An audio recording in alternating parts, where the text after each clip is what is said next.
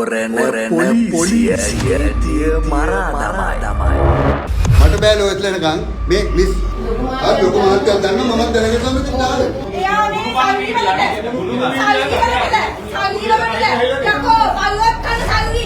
පල්වත් කන්න යකෝ සල්ලි. කරුණාකරලා අම්ම යන්නේ එළියට. දැන් මම මේ මහපාරට කහින්නද? කරුණාකරලා දැන් අම්ම යන්නේ.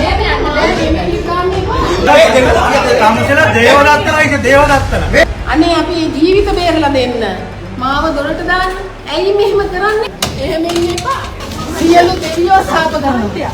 සමස්ත සිවිල් සමාජයට අවශ්‍ය නීතියේ සාධාරණත්වය හා ආරක්ෂාව සමස්ත සමාජයටම පොදුව ලබා දීම වෙනුවෙන් ක්‍රියාත්මක වන ශ්‍රී ලංකා පොලිසියේ අවධානයටයි 2025 පෙබරවාරි 7 වන දින උදෑසන හොරණ පොලිස් ස්ථානයට පැමිණි කාන්තාවක් පැමිණිල්ලක් ඉදිරිපත් කරමින් දන්වා සිටින්නේ තම නිවස ගලිගමුවේ ඥානදීප හිමියන්ගේ කණ්ඩායමක් යැයි තර්ජනය කරමින් කලහකාරී පිරිසක් විසින් බලහත්කාරයෙන් ඇතුළත් වී අත්පත් කරගත් බවයි. එහිදී එම කැරලිකාර පාර්ශවයන් ඇය වෙත දන්වා තිබෙන්නේ ගලිගමුවේ ඥානදීප යන භික්ෂූන් වහන්සේ විසින් තමන්ට කාර්යාලයක් දමා ගැනීමට එම නිවස භාවිතා කරන ලෙසත් එම නිවසේ සිටින අය එම නිවසෙන් පන්වා දමන ලෙසත් ඔවුන්ට දැන්වූ බවයි.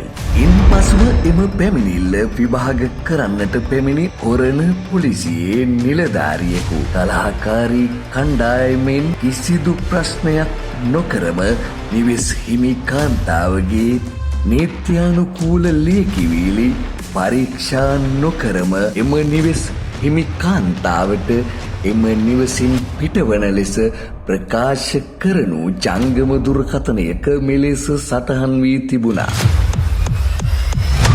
මට බෑලෝ එතලනකන් මේ මිස් ලොකු මහත්තයා දන්නවා මමත් දැනගෙන තමයි තාද. ඇයි මට මෙහෙම කරන්නේ? මේක ලෝක සත්‍යව දැනගත යුතුයි. මාව දොරට දාන්න. ඇයි මෙහෙම කරන්නේ හාමුදුරනේ? ඔක්කොලින් මොකද කරන්නේ? ඒක තමයි. පොලිසියට දීලා ලොකු මහත්තයා ගන්නවා. ඔව් ඉතින් මමත් දැනගෙන තමයි ආවේ. මගේ ඉඩමේ මේ විදිහට ඇතුල් වෙන්න එක සාධාරණ ඉඩම මේ ගෙදර දැන් සර්ට ආයිති ගෙදරක් කියන්නකො. එතකොට සර් ඒ ගෙදර සර්ට ආයිති මේ නිවස හට ආයිති කියලා සර් කොහොමද ඔප්පු කරන්නේ? ඔප්පුවක් තියෙනවා. ඉතින් ආයිති තහවුරු කරන්න ඔප්පුව තියෙනවා නම් එහෙනම් ඔප්පු තියාගෙන මිනිස්සු වැඩක් නැහැනේ. මේ මිස් මෙතන මේ නැගේ මම කරුණාකරලා අම්ම යන්න මම නැතුවත් මගේ උපරිමංග නීතිය මතකට යනවා. මොකද මිස් කිව්වේ? කරුණාකරලා ඔය යන්න එළියට. යන්න එළියට යන්න. ප්ලීස් කරුණාකරලා එළියට යන්න. කරුණාකරලා ගලිගමුවේ ඥානදීප හිමියන්ගේ කැරලිකාර පාර්ශවය හොරණ පොලිසියේ අන්ද නීතිය ඉදිරියේ නිවෙස් හිමියාට අපවාද කරමින් තර්ජනය කිරීමද එම මොහොතේදී දකින්නට ලැබුණා.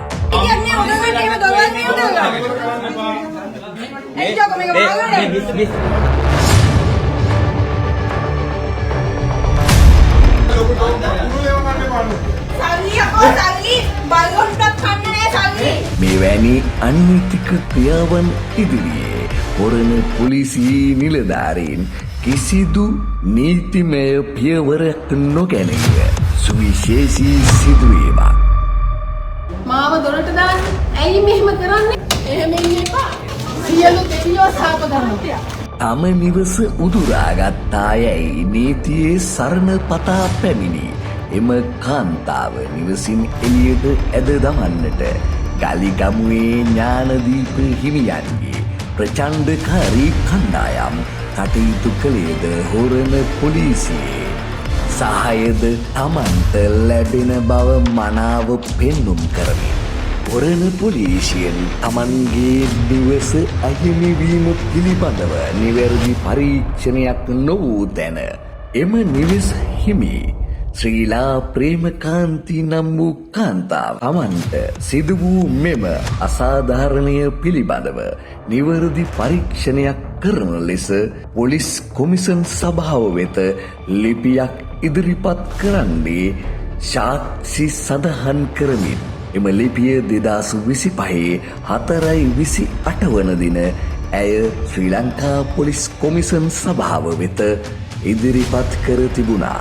එම ලිපියට පිළිතුරු ලෙස 2026 පෙබරවාරි 19 වන දින රජයේ ලියාපදිංචි තැපෑලෙන් ශ්‍රී ලංකා පොලිස් කොමිසන් සභාව ඇයට පිළිතුරු ලිපියක් එවමින් දන්වා සිටින්නේ 2025 පෙබරවාරි 7 වන දින ඇය තමන්ගේ නිවස බලහත්කාරයෙන් පවරාගත් බව දැන් වූ පැමිණිල්ලේදී හොරණ පොලිසිය ගලිගමුවේ ඥානදීප යන භික්ෂුවට පක්ෂපාතීව කටයුතු කර ඇති බවයි.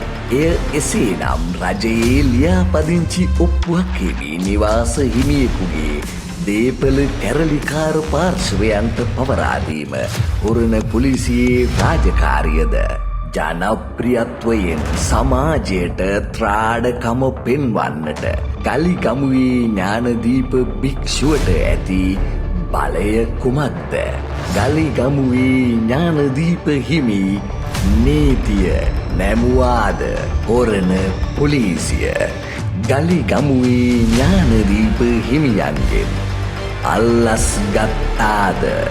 අතිගරු ජනාධිපතිතුමනි, සියල්ලට පොදු සාමයක් හිමි රටක් වෙනුවෙන් නීතිය ක්‍රියාත්මක වන්නේ හොරණ පොලිසිය මග හරිමින්ද?